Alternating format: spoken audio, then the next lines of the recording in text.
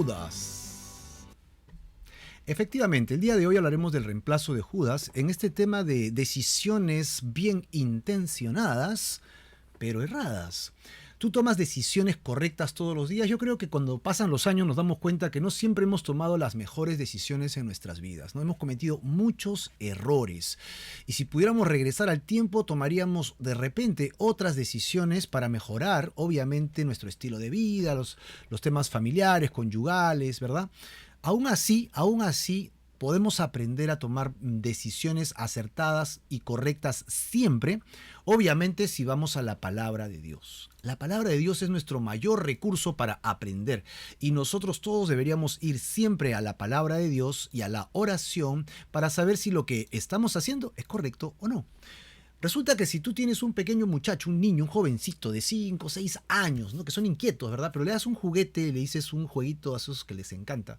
Espérame 5 minutos, no te muevas que tengo que entrar a ese lugar, comprar algo y salir, ¿no? Pero ya. ¿Qué pasaría si regresas y no lo encuentras? Le dijiste que te espere, ¿no? Le diste un juguete para que lo hiciera. Los padres normalmente entramos en caos, ¿no? En desesperación total, ¿no? Se acabó el mundo. Tenemos que recorrer todo el planeta para buscar a nuestro niño. Pues... ¿por qué? Porque este niño no obedeció. Pues le puede pasar algo bueno, le puede pasar algo malo, cualquier cosa le podría suceder, pero nosotros como responsables diríamos, no, ¿dónde se metió mi muchacho, ¿no? Mi muchachita, mi hijo, mi hija?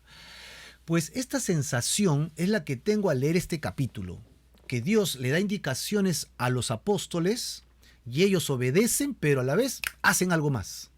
¿Estará bien? ¿Estará mal? ¿Los habrá llevado por buen camino o no? De todo eso aprenderemos el día de hoy en Hechos capítulo 1, versículos del 12 al 26, ¿no? Del 12 al 26. Obviamente vamos a ir a nuestro PowerPoint que siempre comparto contigo. Yo te ruego que tú tengas tu Biblia a la mano, ¿verdad?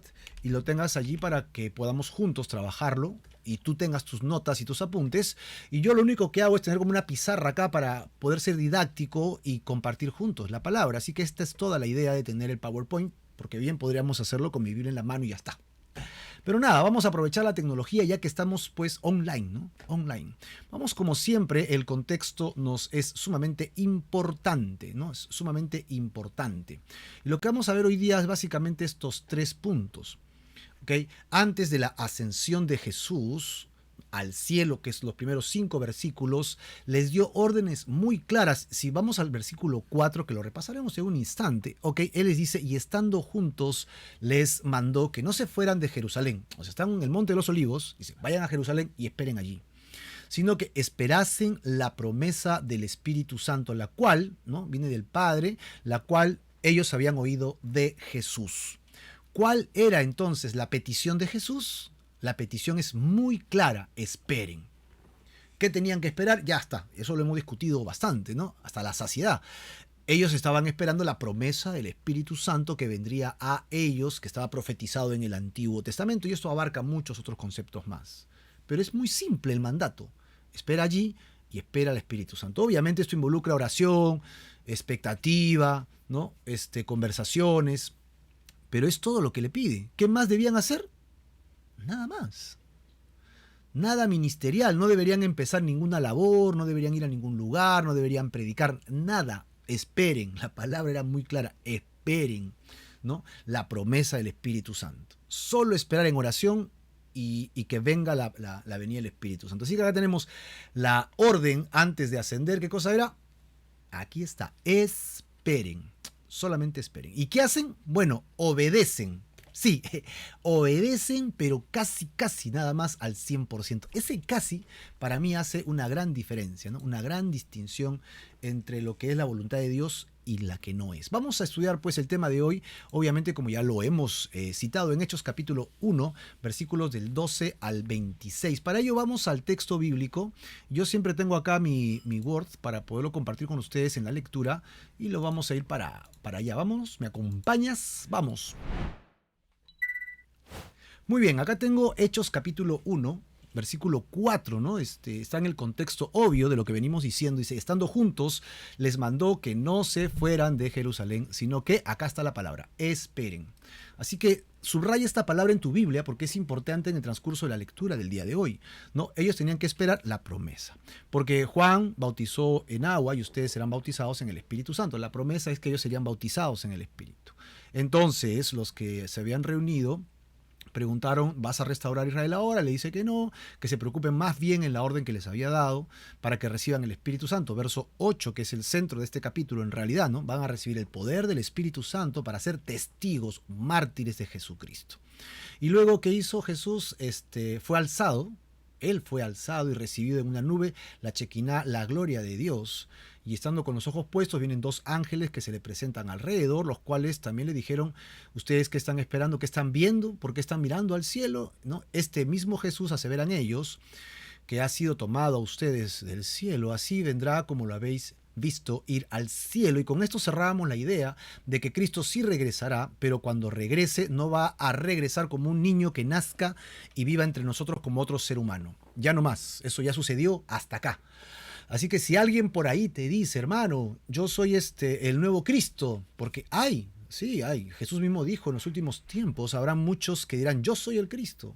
Y estamos viviendo en esos tiempos en que hay muchos que se levantan y dicen, yo soy la reencarnación de Cristo. Todo eso es mentira total y absoluta. Vuelve a repasar este versículo 11 y encontrarás que Jesucristo ascendió corporalmente y sus ojos, los ojos de los discípulos, lo vieron y los ángeles dijeron que así regresará. ¿Cómo regresará? En un cuerpo físico desde el cielo, ¿no? Vendrá hacia nosotros.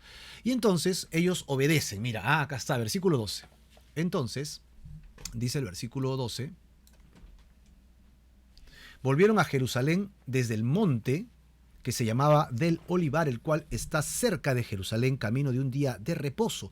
Y entrados subieron al aposento alto donde moraban, y acá hace una lista. Ok, Pedro, Jacobo, Juan, Andrés, Felipe, Tomás, Bartolomé, Mateo, Jacobo, hijo de Alfeo, Simón el celote y Judas, hermano de Jacobo. Todos estos perseveraban, esto me encanta, perseveraban unánimes en el mismo sentir, ¿verdad? En oración y en ruego. Además de él había mujeres, acá lo dice, con las mujeres y con María, la madre de Jesús. Así que estaban las mujeres aquí alrededor y además estaban los hermanos de Jesús. Versículo 5. En aquellos días Pedro se levantó en medio de los hermanos, acá Pedro tomando iniciativas, ¿no? Y los reunidos eran más o menos 120 en número y dijo, varones hermanos, era necesario que se cumpliese la escritura en que el Espíritu Santo habló antes por boca de David, que es el rey David, acerca de Judas, que fue guía de los que prendieron a Jesús. Y era contado con nosotros y tenía parte en este ministerio. Pues, con el salario de su gran maldad o iniquidad, adquirió un campo, y cayendo de cabeza se reventó por la mitad, y todas sus entrañas se derramaron. Y fue notorio a todos los habitantes de Jerusalén, de tal manera que aquel campo se llama en su propia lengua Séldama, que quiere decir campo de sangre, porque está escrito en el libro de los Salmos, sea hecha desierta su habitación, y no haya quien more en ella, tome otro su oficio. Entonces hasta acá termina el discurso de Pedro y él ahora da una indicación. Es necesario, pues, que de estos hombres que han estado juntos con nosotros todo el tiempo que el Señor Jesús entraba y salía entre nosotros, comenzando desde el bautismo de Juan hasta el día en que entre nosotros fue arriba recibido, uno sea hecho testigo con nosotros de su resurrección. Y señalaron a dos. Uno es José, ¿correcto? ¿Cómo se llamaba? José, y el otro es Matías, ¿no? Así que si vas a subrayar los nombres, acá están.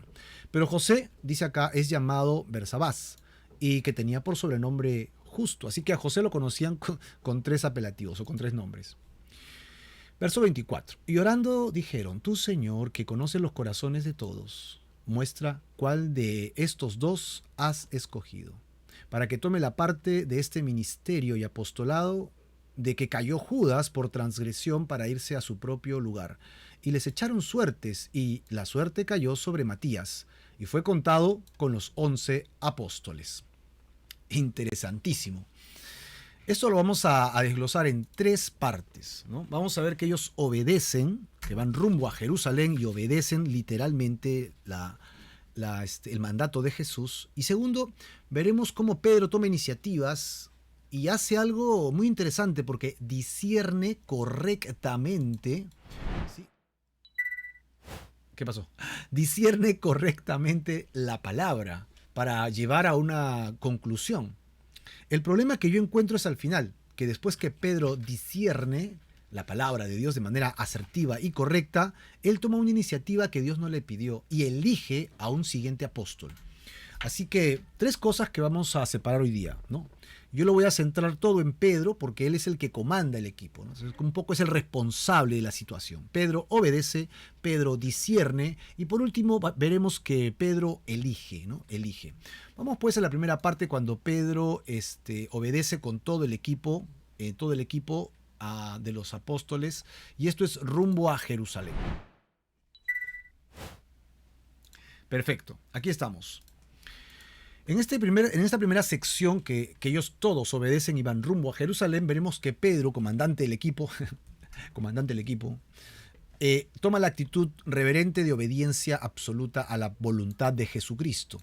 El versículo 12 nos dijo claramente que volvieron a Jerusalén desde el monte que se llamaba del Olivar, el cual está cerca de Jerusalén, camino de un día de reposo. Obviamente, cuando dice que volvieron, está hablando de los 11. Judas Iscariote, ¿no?, está ausente porque ya sabemos que se suicidó. ¿Desde dónde ascendió Cristo? Pues desde el mismo monte que ellos están regresando, desde el monte que se llama el Olivar, ¿no? Allí había comenzado su sufrimiento, había pasado su vergüenza por culpa nuestra, ¿no?, porque se entregó por nosotros, pero allí también comenzó su exaltación, su entrada en gloria al Padre. Y vemos aquí que este monte distaba de Jerusalén un camino de reposo, un día sábado. Y esto hace más o menos 1 kilómetro. Y lo que está diciendo que dista de un día de sábado es que ese día de sábado ellos podían ir al olivar. A continuación, Lucas hace un listado de los nombres. Y nosotros haremos un pequeño perfil de cada uno de ellos de manera rápida para reconocerlos nuevamente porque ellos van a ser parte de la historia ahora, ¿no? Entrados subieron pues al aposento alto. Recordemos que el aposento alto no era el único en el que el Espíritu Santo vendría y los llenaría de poder.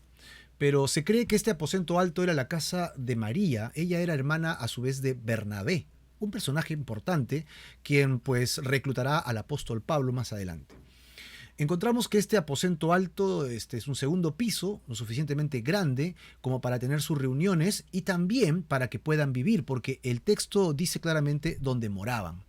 ¿Dónde moraban quién? Y ahí tenemos la lista de los 11 apóstoles, discípulos que Jesús llamó al apostolado.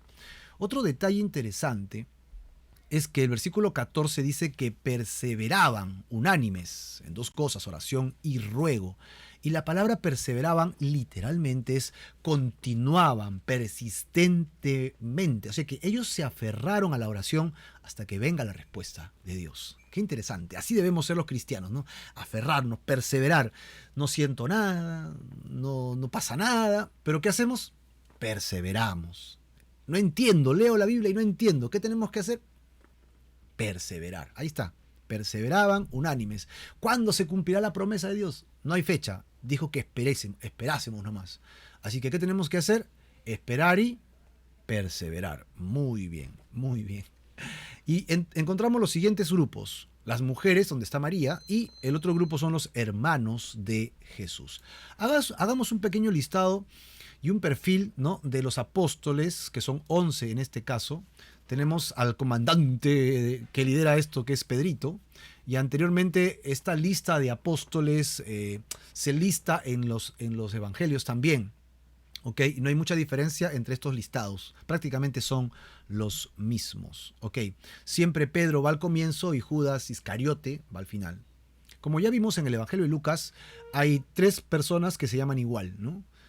Pedro se llama Simón y hay otro Simón. Judas, el Iscariote, tiene otro Judas, que es, ya lo vamos a ver, y tenemos a Santiago también. Así que hay 2 Santiagos, 2 Judas y 2 Pedros. En este caso quedará un solo Judas, porque el último se suicidó. Veamos a Pedro. ¿Quién es Pedro? Pedro se le dio el nombre de Simón, pero fue renombrado por Jesús como Petros o pequeña piedra.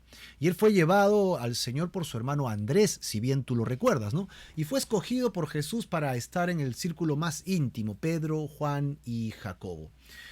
Él vio el milagro de resucitar a la hija de Jairo Él también fue testigo de la transfiguración de Jesucristo. Él era un hombre ansioso, alborotado, impetuoso, ¿no? Vehemente, ¿no? Él fue quien sacó la espada en el jardín para defender a Jesús. No importa si los demás no iban, él iba a defender a su maestro. Y él fue vacilante, ¿no? Vacilante hasta que fue bautizado realmente en el poder del Espíritu Santo. Yo lo hago, pero con temores, ¿no? Impetuoso. Él era el que tenía la boca grande. Piensa algo y lo dice. No importa si ofende, no ofende, él tiene que decirlo. Ese es Pedro. Y luego se volvió un vocero y un líder en la iglesia primitiva o en la iglesia del primer siglo.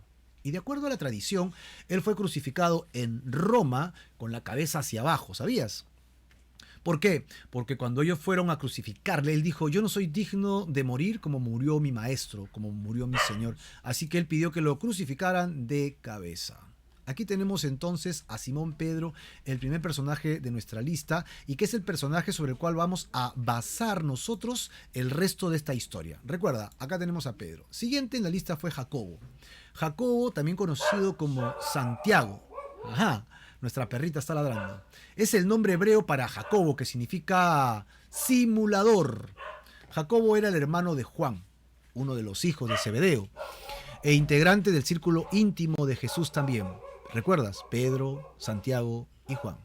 Y él fue llamado por Jesús Hijo del Trueno. Y su madre pidió para que ellos fueran a sentarse junto al reino de Jesucristo cuando él reine. Él estaba listo para pedir que descendiera fuego del cielo para que castigara a aquellos que no los habían recibido camino a Jerusalén. Cuando Herodes Agripa fue puesto como gobernador de Judea, quería ganar el apoyo pues de todos los judíos y entonces comenzó a perseguir a la iglesia. Entonces capturó a Pedro y a Juan, ¿no? Y a Santiago, perdón. Y entonces, ¿qué hizo? Le cortó la cabeza a Santiago, Santiago. Y Pedro salió de la prisión de manera milagrosa. Bueno, se dice que el ejecutor de Jacobo, el que le cortó la cabeza, quedó tan impresionado, ¿no?, del coraje, de la determinación de Cristo, que cayó a los pies de Santiago entregando su vida al Señor. Al final cuenta la historia que Jacobo o Santiago no fue decapitado solo, fueron dos decapitados. ¿Te imaginas quién fue el otro? Espero que sí. El tercero en nuestra lista es Juan, creo que es el más conocido después de Pedro, ¿verdad? Juan era el hermano de Santiago y miembro del círculo íntimo de Jesús. Juan era conocido como el discípulo amado. Él era hermano de Santiago y el autor de uno de los evangelios, que es el evangelio de Juan, muy bien, las 3 epístolas de Juan, correcto, y además del libro de Revelaciones, o más conocido como Apocalipsis. Él siempre buscó estar cerca de Jesús.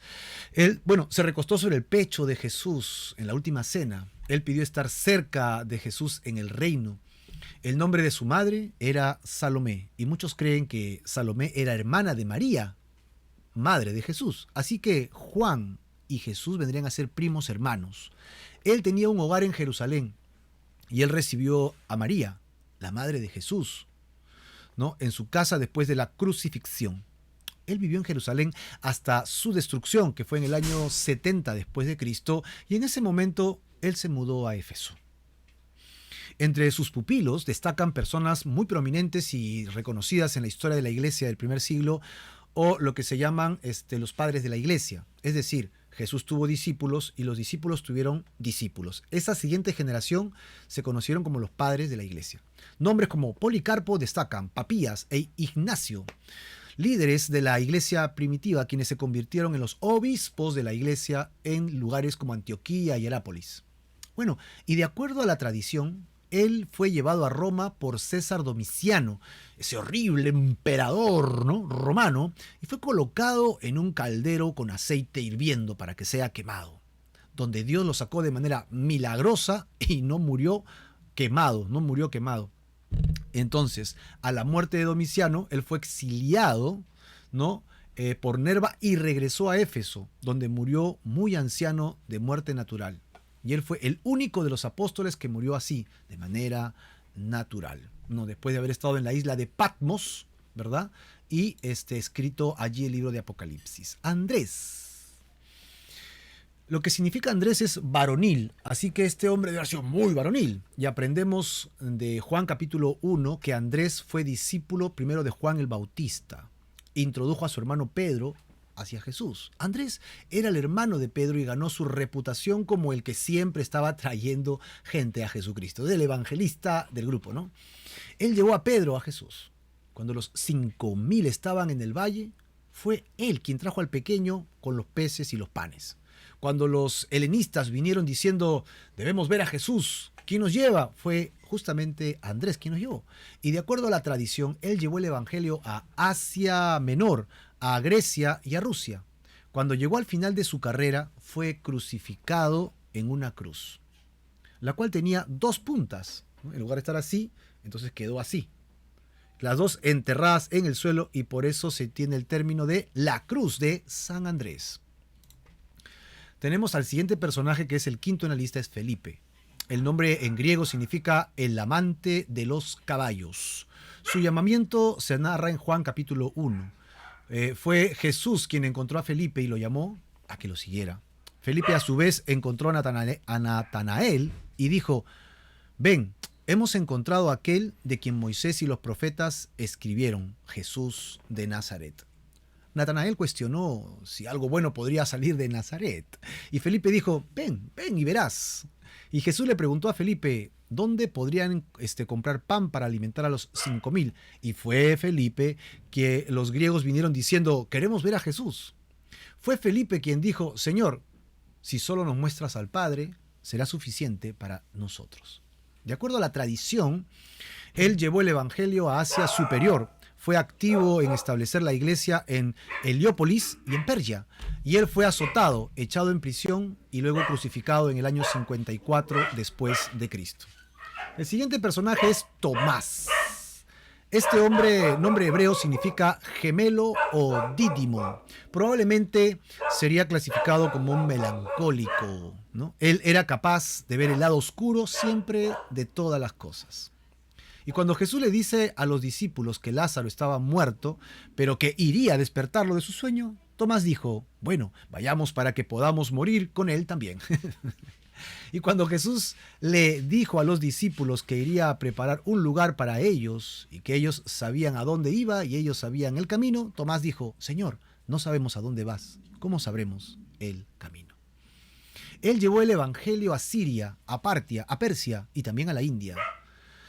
En el sur de la India tienen la iglesia de Santo Tomás y es una de las obras misioneras más grandes en la India. Y ellos realmente trazan el origen de su iglesia hasta este personaje, Tomás. Bartolomé. El nombre significa el hijo de Ptolomeo. Era conocido como Natanael del Evangelio de Juan. Él fue llevado a Cristo por Felipe y era de Caná. Y están aquellos que creen que esta es la razón por la que Jesús estaba en Caná de Galilea para la boda. No de Natanael, sino de algún amigo de él. De acuerdo a la tradición, él llevó el evangelio a muchos países y tradujo el evangelio de Mateo al lenguaje de India. Y es allí, ¿no?, donde él pasó su vida hasta que fue cruelmente golpeado y crucificado. ¿Te das cuenta que literalmente todos los apóstoles cumplieron con el cometido de Jesús? Vayan y sean testigos. ¿Recuerdas qué significaba? Mártires, ¿no? Mártires. Seguimos con Mateo, ¿no?, también conocido como Leví. El nombre hebreo de Mateo es Matatías. Eso nos hace recordar Matatías Tirulán, ¿no? Nehemías significa regalo de Dios. Y esto se refiere obviamente a Leví. Mateo era conocido como Leví y él era un recolector de impuestos cuando Jesús lo llamó. Y él preparó una gran fiesta para Jesús. Invitó a todos sus amigos cobradores de impuestos. Y él escribió el Evangelio de Mateo. Él es llamado hijo de Alfeo, el cual posiblemente lo relaciona a él con Santiago el menor, que también era conocido como hijo de Alfeo. Se piensa que él escribió el Evangelio de Mateo, primero en el idioma hebreo y luego él mismo lo tradujo al griego. Él llevó el Evangelio a Partia, Etiopía, donde fue asesinado con una hacha, en la ciudad llamada Nadabar, alrededor del año 60 después de Cristo, antes de la destrucción de Jerusalén. Jacobo, el noveno en nuestra lista del día de hoy, conocido como Santiago, hijo de Alfeo, es el nombre hebreo, ¿no?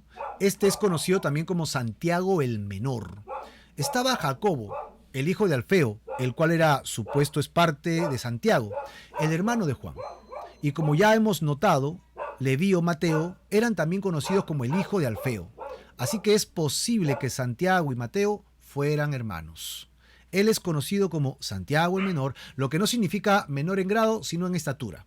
O sea, era pequeño. La palabra indica que era un chato. Su madre, María, era una de las mujeres que estaban de pie junto a la cruz en el momento en que Jesús fue crucificado, una de las Marías. Y ella fue también una de las mujeres que llegó hasta la tumba de Jesús. La tradición nos dice que él llevó el evangelio a Egipto. ¿Puedes creerlo? Egipto, sí. Pareciera que él no es el mismo Santiago que tuvo uno de los primeros lugares en el liderazgo de la iglesia. Ese otro fue el hermano de Jesús. Simón. Este es otro Simón, te das cuenta que encontramos el tocayo, ¿no? Simón, el que se llamaba Celote. El texto griego de Marcos contiene el cananeo, ¿verdad? De este Marcos.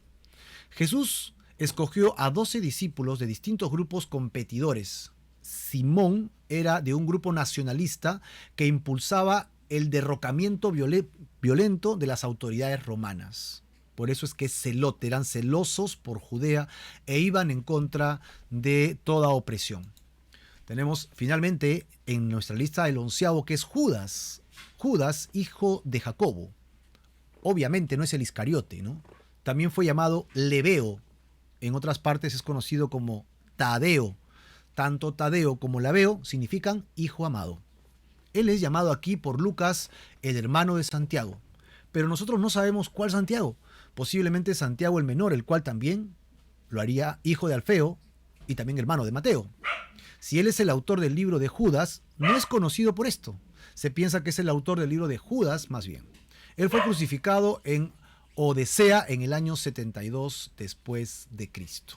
Así que tenemos un breve repaso de estos 11 apóstoles que fueron discípulos y llamados al apostolado. A continuación, el versículo 14 nos dijo que todos estos perseveraban unánimes en oración y ruego con las mujeres, incluida María, la madre de Jesús, y también los hermanos. ¿Quiénes eran, pues, estas mujeres? Juana, mujer de Chuza, recordamos nosotros en Lucas capítulo 8, versículo 3, que era Chuza era intendente de Herodes, administrador, mayordomo de Herodes. Y se refiere al gobernador de Galilea, ¿no? Y encontramos que aquí está Juana, por ejemplo, en la lista. Tenemos a otra mujer llamada Susana y otras más que servían a Jesús con sus bienes. Todas ellas fueron sanados en el contexto de Lucas por Jesús. Y ellas en reciprocidad, ¿no? Bendecían a Jesús con sus bienes para que el ministerio de Jesús pueda seguir adelante. Pueda seguir adelante. María, Juana y Susana, estas tres mujeres y otras muchas, entonces servían con sus bienes al Señor. Es decir, sostenían económicamente el ministerio de Jesús y sus discípulos. Recuerda que Cristo, por amor a nosotros se hizo pobre siendo rico, 2 Corintios 8:9. Y vivió de la buena fe, de la buena voluntad de sus amigos que creían en su ministerio y aportaban para sus almuerzos, sus comidas y su vestido. Debemos recordar que Pedro negó a Cristo, Judas traicionó al Señor, Herodes ridiculizó a Jesucristo, Pilato le condenó. Sin embargo, las mujeres le honraron y ministraron en sus necesidades. Es el corazón de las mujeres que siempre son una gran bendición. Amén. Y pues encontramos que Lucas menciona que estas mujeres fueron sanadas, liberadas de demonios y perdonadas, ¿no? Y el llamado de Jesús a estas mujeres las rescató de enfermedades, las llamó no importa su estado privilegiado o no que tengan, y las llamó más bien para ser útiles en el ministerio. Sirvieron con Jesús y aportaron para que sirviera el ministerio. Así que, ¿qué estamos haciendo nosotros por servir a Jesucristo? Estas mujeres, con lo que tenían o no tenían, servían a Dios, servían a Jesucristo para que el ministerio siga adelante. Creo que nosotros tenemos un llamado parecido. Ahora, finalmente el texto menciona también a quienes, a los hermanos de Jesús. Hay también un tercer grupo, ¿verdad? Los hermanos de Jesús. Y de ellos se habla también en los evangelios. Incluso se nombra a ellos por nombre. Si lo buscas en Mateo capítulo 13, 55, en Marcos capítulo 6, verso 3, encontrarás a Jacobo, a José, a Simón y a Judas. 4 nombres interesantes que son reconocidos como hermanos de Jesús. Yo sé que este es un tema tirante porque algunos creen que María no tuvo más hijos y que ellos son sus primos. Pero en el contexto, cuando lo leemos de corrido y vemos el contexto palabra por palabra, encontramos que lo más, donde se inclina más la balanza a pensar es que son hermanos de Jesús, ¿no? Y no tendría ningún problema que José y María hubieran tenido hijos. Yo sé, algunos dicen, no, estos son los hijos de José antes de que se casara con María. Probablemente. Pero como no es un tema de discusión, pues lo dejamos allí. Yo sí creo que son los hermanos de Jesús. En aquel entonces se habían mostrado hostiles al ministerio de Jesús. ¿Recuerdas? En Mateo, Marcos, en Juan, incluso se oponen al ministerio de Jesús. Sin embargo, ahora lo vemos en este grupo, correcto, que está esperando la venida del Espíritu Santo. Así que aquí encontramos la primera parte de nuestra lectura, ¿no? Cerramos esta idea con el hecho de que obedecen y van a Jerusalén, persistían en oración, ¿ok? Y buscaban a Dios de todo corazón. Entramos pues a la segunda sección de la lectura del día de hoy, ¿no? El discurso de Pedro. Pedro va a hacer un discurso tremendo, ¿no? Primero obedecen y luego Pedro hace un discernimiento de las escrituras tremendo, ¿no? Pedro llega a tener un discernimiento de qué es la voluntad de Dios por hacer. Y lo encuentra basado en las escrituras. Esto habla de un Pedro que había dedicado tiempo a la oración, a la meditación, a la lectura de la palabra. Así que yo te sugiero que sigas este ejemplo de Pedro. Este ejemplo de Pedro es tremendo. Veamos qué hace Pedro. Primero cita al rey David. Dice en el versículo 15 y 16. En aquellos días Pedro se levantó en medio de los hermanos y los reunidos eran como, ¿cuántos? ¿No? Subráyalo. 120 en número. 120 en número. Y dijo, varones hermanos, era necesario que se cumpliese la escritura en que el Espíritu Santo habló por boca de David acerca de Judas, que fue guía de los que prendieron a Jesús. Bueno, acá hay 2 cosas que podemos rescatar a primera vista. Primero, fue su confianza en las escrituras. Y segundo, el reconocimiento de su inspiración, que fue inspirada por el Espíritu Santo. ¿Cómo así? Él dice, porque estaba escrito, ¿no? Era necesario que se cumpliese la escritura. Así que ellos tenían gran confianza en la palabra de Dios. Así como tú y yo deberíamos tener confianza en la palabra inspirada de Dios. Esta Biblia es la palabra de Dios. Ellos confiaron en ella. Y es como el cristiano debería vivir, confiado en las escrituras. Si Dios lo dijo en la Biblia, ¿sucederá o no sucederá? Si Dios lo dijo, sucederá. Lo segundo es que ellos reconocieron de que esta Biblia es inspirada por el Espíritu Santo. Porque ellos dicen, el Espíritu Santo habló antes por boca de David.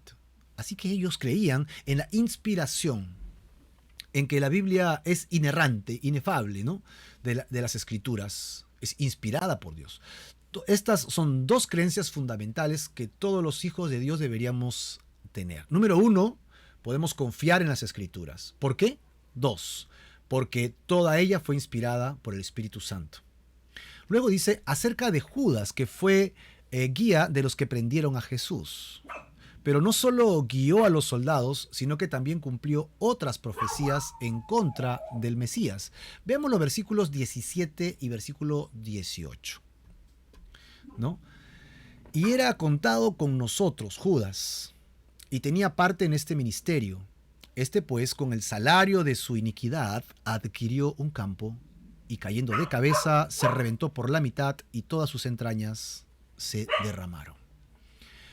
El versículo 18 dice, este pues con el salario de su gran maldad o iniquidad, ¿no? En el Antiguo Testamento hay una profecía en el libro de Zacarías, capítulo 11, verso 13. Zacarías 11:13 dice, y me dijo Jehová, échalo al tesoro, hermoso precio con que me han apreciado.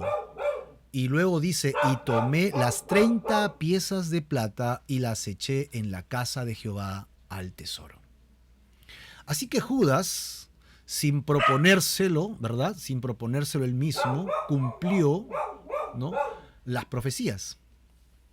Literalmente lo cumplió. Él llevó el dinero de regreso y le dijo a los que estaban en el templo, ¿no? He traicionado a mi maestro. Es sangre inocente. Y ellos dijeron, ¿sabes qué? Ese es tu problema. Ese no es nuestro problema. Y él, ¿qué hizo? Lanzó el dinero en el templo y dijo, es su problema. Y entonces salió y se ahorcó. Ellos tenían un problema. Así que dijeron, nosotros no podemos echarlo de nuevo en el tesoro. ¿Por qué? Porque es un dinero de sangre, es un dinero sangriento. ¿Qué haremos? Todavía se convierten muy espirituales ahí, ¿no? Así que decidieron comprar el campo del alfarero para enterrar a la gente pobre. Se convirtió en un cementerio. Nadie iba a vivir allí. Y de esa manera la profecía del Antiguo Testamento se cumplió en la traición contra Cristo por 30 piezas de plata. Cuando dice que cayó de cabeza, lo más probable es que se ató la cuerda, ¿no? Se soltó del árbol y la rama se rompió. Ese lugar está lleno de peñascos, así que lo más probable es que al caer se haya roto en dos, se rompió la cabeza y reventó. Porque es lo que dice a continuación. Se reventó por la mitad y todas sus entrañas se derramaron. Ok, un final tremendo, terrible, prematuro, para alguien que había sido llamado a predicar el evangelio, a sanar a los enfermos, a dar noticias buenas y nuevas a la gente para salvación y vida eterna. Terminó literalmente reventado por haber hecho algo tan cobarde.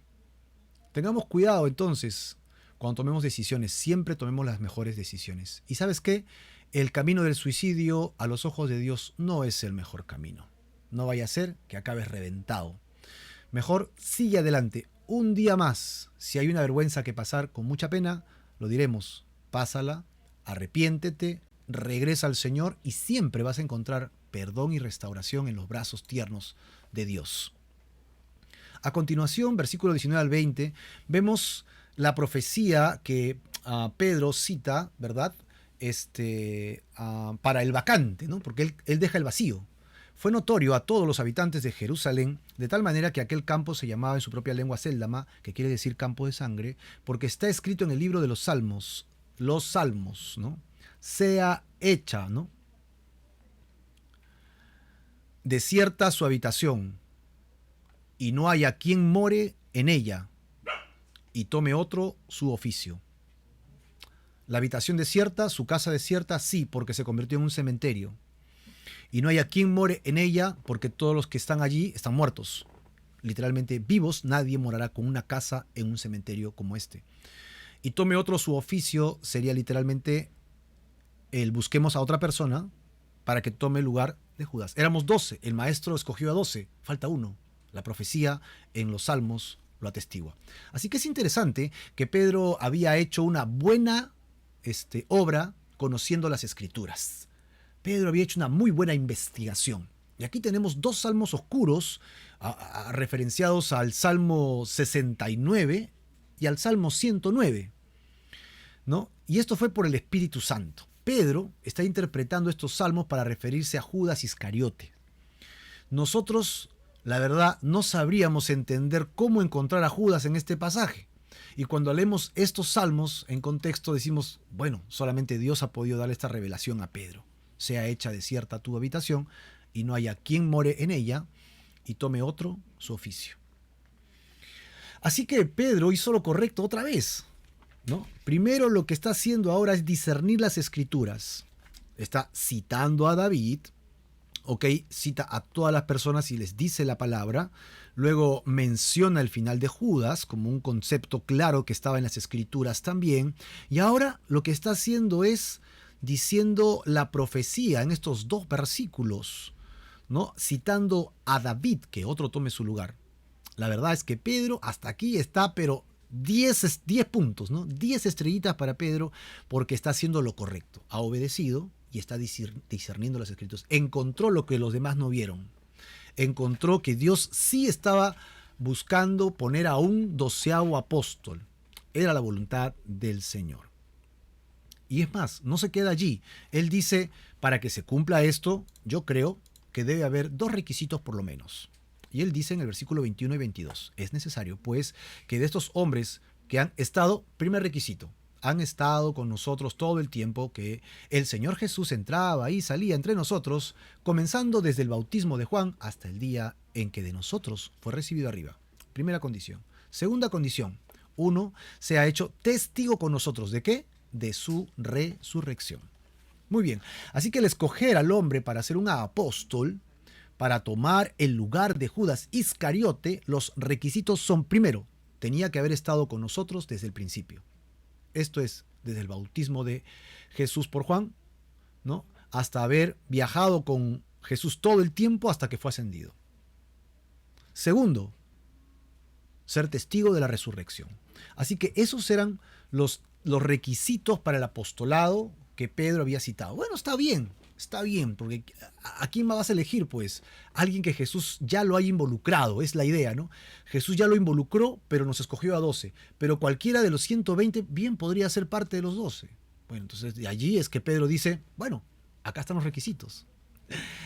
Ahora, Pedro quiere completar el cuadro y con el equipo escogerán a 2 aspirantes. ¿Qué cosa? Sí, van a escoger a 2 aspirantes. Y es así como llegamos a la elección de Matías. Correcto. Primero, ¿qué hizo Pedro? Pedro obedeció. Segundo, ¿qué hizo? Pedro discernió las escrituras. Y hasta allí yo me hubiera quedado. Yo hubiera dicho, Señor, esta es tu voluntad. Esto es lo que dice tu palabra. Hemos orado y entendemos que tú quieres que el cuadro esté completo. Tú escogiste a 12 por un motivo. Eran 12 tribus, pues escogiste 12 apóstoles. En tu palabra dice que alguien ocupe su lugar, entonces efectivamente. Y yo llegaría hasta allí y esperaría. ¿Sabes por qué esperaría? Porque el versículo 4, que fue el inicio del versículo de hoy, de la cita de hoy, fue eso. ¿Qué me dijo Dios que hiciera? Que esperara. Y era todo lo que tenía que hacer. Hasta ahí, mira, Señor, lo que encontré. ¿Qué hago con esto? Y esa debería haber sido la oración. Señor, ¿qué hacemos con esto? Sin embargo, vamos a ver que ellos eligen. Veamos el versículo 23. Y señalaron a 2. ¿Quiénes señalaron? Los apóstoles con Pedro, pues. Ellos fueron quienes escogieron a 2. ¿Habrán orado antes para escoger a estos 2? Porque yo veo que ellos van a orar después que escogen a los 2. Mira, señalaron a 2. Uno es José y el otro es Matías. A José le decían Bersabás, ¿no?, y tenía por sobrenombre Justo. Y a Matías, ¿no?, más austero, solo un solo nombre. Barsabás, la palabra aramaica, significa hijo del reposo, mientras que Matías es regalo de Dios. Qué bonito nombre para un niño. Así que si vas a tener un hijito, Matías suena bastante bien. Versículo 24 y versículo 25. Y orando dijeron, tú, Señor, que conoce los corazones de todos, muestra cuál de estos 2, o sea, entre 120, 2 has escogido para que tome la parte de este ministerio y apostolado de que cayó Judas por transgresión para irse a su propio lugar. Esta es la oración de los apóstoles, posterior a la elección de los 2. Versículo 26. A continuación dice, y les echaron suertes, y la suerte cayó ¿sobre quién? Matías levantó los brazos y dijo, sí, yo soy el elegido. Y fue contado entonces por las demás personas como si él fuera el 12º apóstol.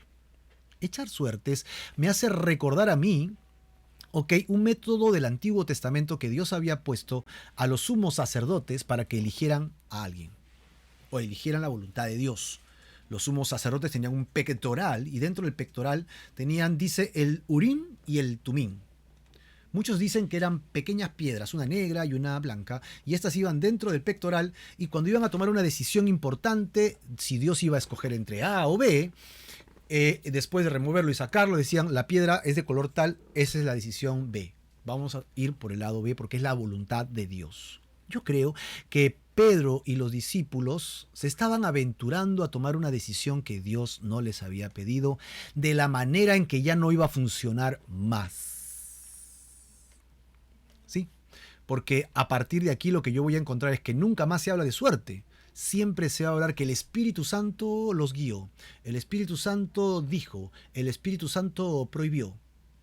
Y aquí en adelante Ellos tenían que esperar la promesa del Espíritu Santo para ser guiados neta y completamente por el Espíritu Santo de Dios. No había más suerte que esperar, porque ahora tenemos a Dios en nuestro corazón. ¿Mm? Y al entrar al libro de los Hechos, vamos a encontrar entonces algo muy interesante. Muy interesante. Pienso que los apóstoles, primero, estaban rompiendo el mandato de Jesús de solo esperar. ¿Lo recuerdas? Segundo, descubrieron la voluntad de Dios. Pedro hizo un gran análisis de oración, ¿no?, para suplir el apóstol faltante. Pero tercero, se adelantaron a escoger por su cuenta usando un método que Dios nunca usaría más. Todo da a entender que el Señor tenía otra opción. No eran las dos que ellos habían ofrecido. Qué curiosos somos, ¿no? Porque eso no solamente le pasó a los apóstoles, nos pasa a todos los creyentes también. Creemos tener una gran idea, un gran proyecto, y entonces, ¿qué hacemos? Vamos y lo ponemos por obra. Y luego, ¿qué hacemos? Oramos y decimos: Señor, por favor, bendice mi proyecto, porque me parece buena idea, me parece que está bien, ¿no? No es amoral, es correcto, es bueno. Entonces, Señor, yo te pido que lo bendigas. Si alguna vez has hecho esto, te digo que estás muy cerca a haber hecho lo que acaban de hacer los apóstoles. Ellos escogieron, ellos eligieron y luego lo pusieron delante de Dios. Señor, escoge uno. ¿Y si Dios no quería uno de esos dos? ¿Y si Dios no quería uno de esos dos? Así que todo da a entender que el Señor tenía otra opción. Otra opción para el apóstol faltante. ¿Sabes quién era? Muchos creemos que el 12º apóstol era Pablo, el cual vino mucho tiempo después. Y al entrar al libro de Hechos, habremos de encontrar una cantidad de opciones acerca de Pablo y su ministerio. Testimonios de que el Espíritu Santo guiaba a Pablo a muchas cosas. Pero, ¿qué es lo que conoces acerca de Matías? Es la primera y la última vez que escucharás de este nombre hasta hoy día. Me refiero cuando vuelvas a leer Hechos. Evidentemente, él no hizo nada muy notorio guiado por el Espíritu Santo. Y lo mismo pasó con María, ¿no?, la mamá de Jesús. Hasta este capítulo es la última vez que se escucha tanto a Matías como a María, la madre de Jesús. No se les vuelve a escuchar más dentro del orden de la iglesia. De manera interesante, entonces, al pasar la lista a los discípulos, se hace mención de María, la madre de Jesús, pero desaparece luego igual que Matías. Aquí termina la historia de María y también sucede que es la primera y la última vez que se menciona a Matías.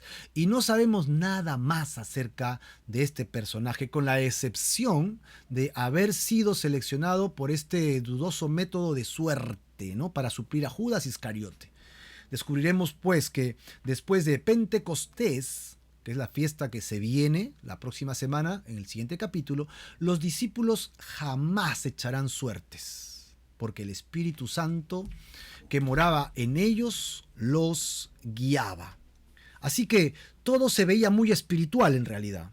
Pero ¿cuál fue el problema? El problema fue esta diferencia. Versículo 4, Dios dijo: esperen. Eso fue lo que dijo el Señor. ¿Y ellos qué hicieron? Escogieron. Lo acabamos de ver. Versículos 23 al 26. Esperen, pero ellos escogen. Así que, ¿Dios eligió a Matías o no eligió a Matías? Al parecer, Dios solamente escogió a Pablo. Para ello te cito 1 Corintios capítulo 15, versos del 3 al 11, donde Pablo se compara con los demás apóstoles y dice que él es el último de los apóstoles. Él no descarta a Matías, él dice solamente que él fue llamado por Jesucristo mismo para el ministerio y el apostolado a los gentiles. Y él cumple su ministerio a pesar de que ni siquiera se merecía ser llamado un apóstol. Ahí está el corazón de este hombre que determinado nos muestra el llamado y la convicción que él tenía para servir al Señor. Ahora, yo quiero preguntarte a ti si tú tomas las decisiones correctas con relación a hacer las cosas, ¿no? ¿Haces las cosas guiado por el Espíritu Santo o haces las cosas por tu propia voluntad y luego pides que Dios te bendiga? La mejor forma de hacer la voluntad de Dios es primero lo que hizo Pedro: ir a la palabra de Dios y ver si lo que vas a hacer no va en contra del reino de Dios, no va en contra de los principios de la voluntad de Dios. Si lo que pretendes hacer está dentro de la palabra de Dios y su reino, primer punto.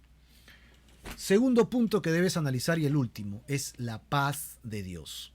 Dice Pedro también, busca la paz y una vez que la encuentres, síguela. La paz de Dios que sobrepasa todo entendimiento es que antes yo era enemigo de Dios. ¿Por qué? Porque mis pecados ofenden a Dios. Así de simple. Mis pecados son transgresión contra Dios y Dios oculta su rostro para no ver al cochino de Marco, pecador. Sí, por lo tanto, si yo muero en mis pecados, moriré lejos de Dios, de manera justa, porque soy culpable. Amén. Oh, qué terrible noticia. Sí. Así que yo estoy en guerra con Dios, es lo que dice Pablo también en sus cartas. Sin embargo, cuando yo me arrepiento de mis pecados y vengo a Jesucristo, Él hace paz conmigo. Y yo tengo la paz ahora de que no me voy a ir al infierno. Tengo la paz que estoy reconciliado con Dios. Esa paz es la que tengo que buscar. Lo que voy a hacer me da inquietud, como que el Espíritu me dice que eso es pecado y que está mal. Así sea algo bueno, así sea algo loable, bondadoso, generoso, lo hago en mi carne, es la voluntad de Dios. Tengo que analizar si me quita la paz. Si me quita la paz, aun cuando sea loable y bueno, lo tengo que dejar de hacer. No lo hago. ¿Por qué? Porque no está en la voluntad de Dios. Tengo que orar. Así que Pedro hizo lo correcto.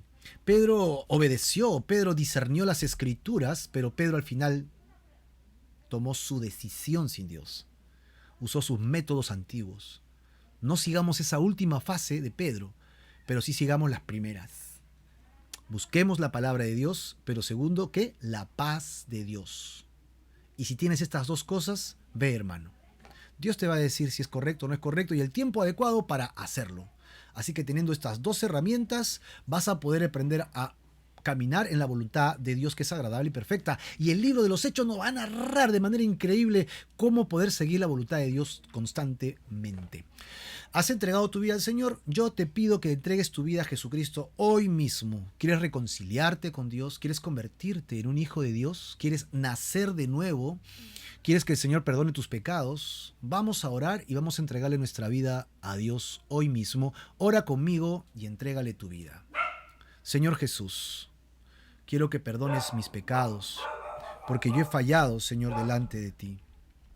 Señor, yo te quiero rogar que me perdones de toda mi maldad y que me limpies, Señor, para entrar a tu reino. Pongo mi fe en la obra de Jesucristo en la cruz y te ruego y te pido, Señor, que me salves. Haz tu obra en mí, Señor. Límpiame mi corazón, mi carne, mi mente y mis pensamientos y permíteme seguirte por siempre. Gracias en el nombre de Jesús. Amén y amén. Si le has entregado tu vida al Señor Jesucristo, comunícate con nosotros para que podamos juntos alabar y buscar la presencia de nuestro maravilloso Señor Jesucristo. Dios te bendiga y Dios te guarde en esta decisión importante de tu vida. Amén. ¿No se quiere ir? Amén. Vámonos, vámonos.